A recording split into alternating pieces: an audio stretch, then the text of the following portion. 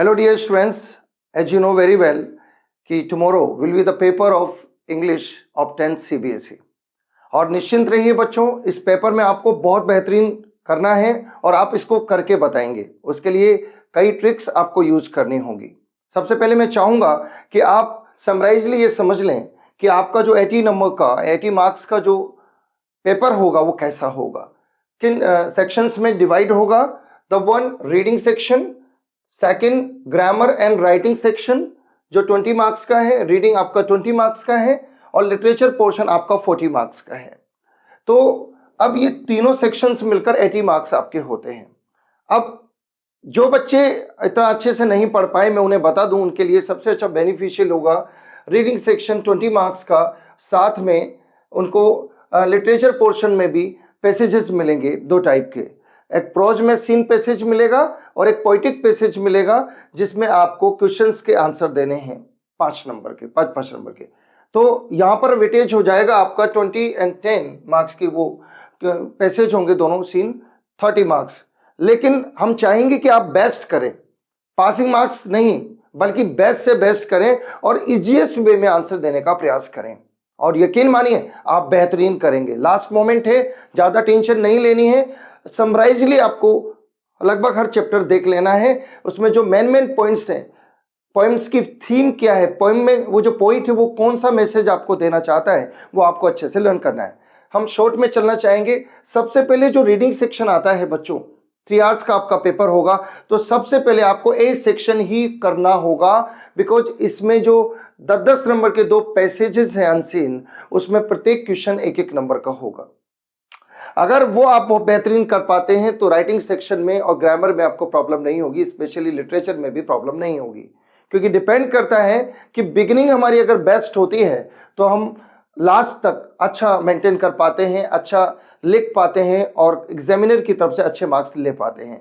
तो इसी क्रम में आपको रीडिंग सेक्शन को भली भांति पढ़ना है और याद रखना, बहुत अच्छे से याद रखिएगा कि जब आप रीडिंग सेक्शन पढ़ेंगे तो उसमें important words, important clauses and important sentences को अंडरलाइन जरूर कीजिए with the help of pencil, without marking. आपको वहां पर नंबर 1 नंबर 2 कुछ नहीं लिखना है।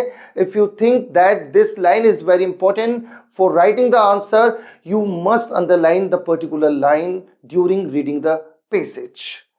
द अदर थिंग कि उसमें आपको एमसीक्यूज वाले क्वेश्चंस भी मिलेंगे और आपको वेरी शॉर्ट क्वेश्चंस भी मिलेंगे। दोनों ही तरीके से आपको बिल्डअप करना है पूरे एंथुजियाज्म के साथ, ठीक है। Reading section that's very important, क्योंकि आपको पता है कि मोस्टली स्कूल्स में केवल लिटरेचर पोर्शंस पे ज्यादा ध्यान दिया जाता है। ग्रामर पोर्शन भी वो टीच करते हैं, पर ज्यादातर उनका जो सेंट्रलाइजेशन होता है बच्चे के प्रति वो केवल चैप्टर्स का ज्यादा होता है देन रीडिंग, क्योंकि रीडिंग सेक्शन को वही बच्चा अच्छे से कर पाता है जो उसकी प्रैक्टिस कंटिन्यू करता है। बट डजंट मैटर, अब हमारे पास जो समय है वो लिमिटेड है, तो इसमें आपको अभी कल पूरा 1 दिन बाकी है लगभग, तो आपको जल्दी से जल्दी क्या प्रयास करना है कि रीडिंग सेक्शन में कुछ ना कुछ पैसे 2, 3, 4, 5 पैसेज आपको हल कर लेने हैं और शॉर्टली बिल्कुल ध्यान रखिए सिस्टम से आपको लिखना है पूरा रीडिंग पोर्शन के बाद हम आते हैं ग्रामर पे। ग्रामर में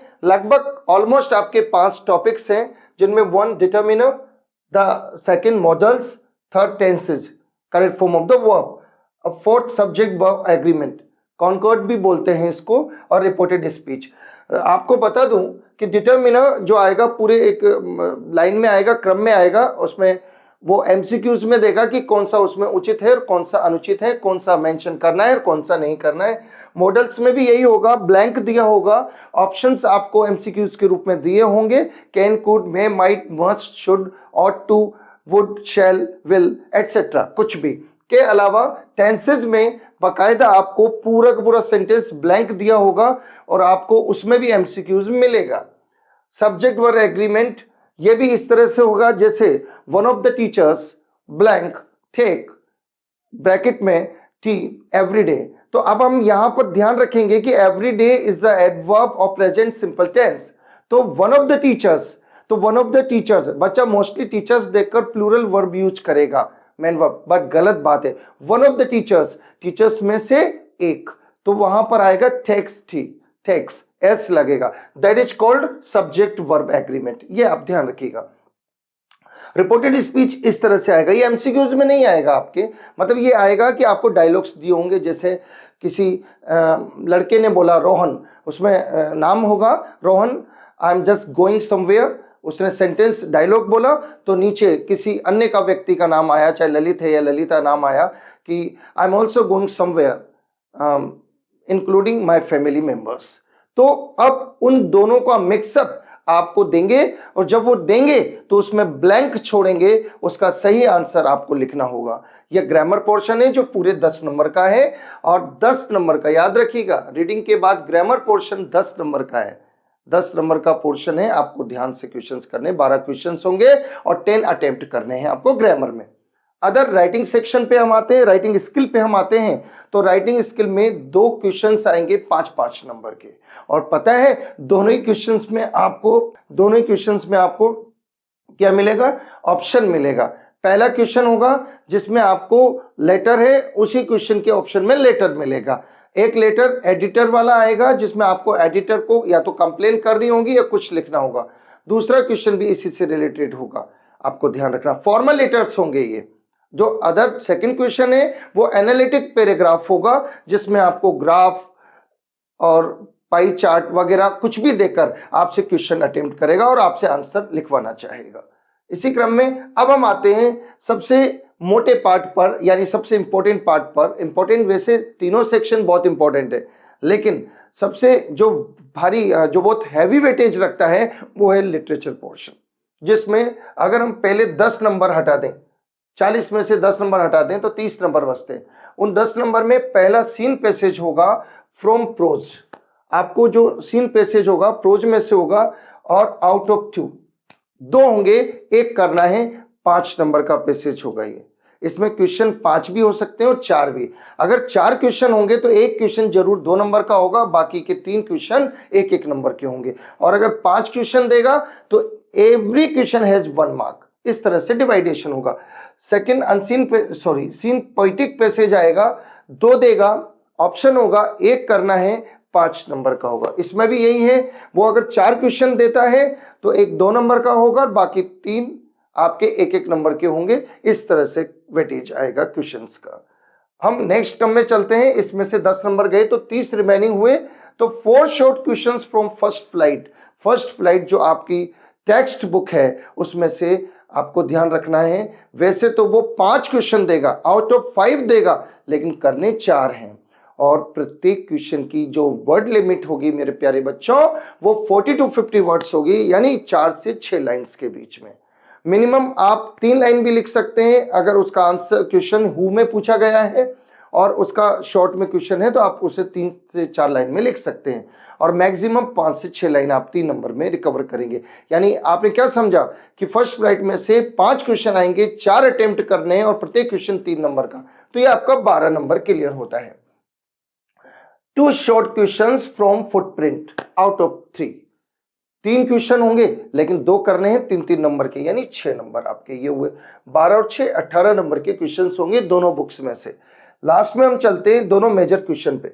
एक मेजर क्वेश्चन आपका फर्स्ट फ्लाइट में से होगा 6 नंबर का, जिसमें 2 क्वेश्चन होंगे, एक करना है, और लास्ट में भी आपको बहुत अच्छे से ध्यान रखना है, फुटप्रिंट में से 2 क्वेश्चन होंगे, एक करना है, 6 नंबर का। टोटल 40 नंबर होते हैं, 40 20 और 20 मिलाकर पूरे क्वेश्चन 80 होते हैं। इस प्रकार के से आपको पेपर करना है। अच्छा, मैं वापस से एक बात कहना चाहूंगा, रीडिंग सेक्शन को पहले करना है, सबसे पहले पैसेज को रीड करना है with confidence, with determination and without any hesitation. आप घबराएंगे नहीं, बिल्कुल नर्वस होने की बात नहीं है, आराम से आप पैसेज करेंगे, निश्चिंत होकर करेंगे आप, और कोई बर्डन नहीं लेना है, इस बात का बिल्कुल ख्याल रखना है। रीडिंग सेक्शन बच्चों ध्यान रखिए, मैथ्स की तरह मार्क्स आते हैं इस रीडिंग सेक्शन में और ग्रामर पोर्शन में। If you do very well, definitely you will achieve the complete marks in literature portion also and writing portion also if you do well in passages, in grammar also. Okay? तो इन बातों का ध्यान रखते हुए आपको बेहतरीन से बेहतरीन करना है, पेपर को सॉल्व करना है, कॉन्फिडेंस के साथ आपको लिखना है, समय पर आपको टाइमिंग पर आधे घंटे पौन घंटे पहले स्कूल पहुंचना है, बिना कुछ बातों को बोले। क्योंकि जब हम पेपर देने जाते हैं मेरे प्यारे बच्चों, उस समय हमको कोई फालतू बात नहीं करनी है, किसी से फालतू बात नहीं करनी, क्योंकि जो हम पढ़ के जाते हैं वो ऑब्जर्व होने में समय लगता है। एंड जब हम बात करने लगेंगे तो वो जो ऑब्जर्व हो चुका है वो सब लगभग उस समय रिमेंबर नहीं होता, रिकॉल नहीं होता, ये हमारी प्रॉब्लम हो जाती है। तो क्या बिल्कुल सिस्टमेटिक जाएंगे और एडमिट कार्ड को लेकर जाएंगे और ये सब चीज़ों के साथ अच्छे पेन वगैरह, और ताकि आप पूरे कॉन्फिडेंस के साथ पेपर को कर सकें। क्योंकि एक पेपर आप कर चुके हैं हिंदी का, और इंग्लिश का पेपर भी बहुत बेहतरीन करना है। बिल्कुल लिख लिख के याद कीजिएगा, अभी हमारे पास टाइम है। जो भी शॉर्ट में आप पढ़ें लिख लिख के याद करो, ताकि हम जल्दी से लिख पाए। क्योंकि ये पेपर लेंदी होगा, पर पेपर इजी होगा। निश्चिंत रहिए, पेपर बहुत इजी होगा। आप अभी से लिखें जितना लिख सकते हैं। बिल्कुल इन बातों का ध्यान रखना, एकदम नया पेन यूज नहीं करना है, थोड़ा सा लिखकर उस पेन को लेके जाना है। इन सब बातों का आपको ध्यान रखना है, क्योंकि इस बताते बताते थोड़ा सा मोटिवेशन भी मैं देना चाहूंगा, ताकि आप बेहतरीन पेपर कर सकें। और ग्रामर में बहुत सोच समझ के सभी चीजों को आपको लिखना है, पूरे तरीके से आपको लिखना है, बस ये ध्यान रखिएगा। इन्हीं शब्दों के साथ मैं आपको कहना चाहूंगा, all the best my dear CBSE 10th students, all the best.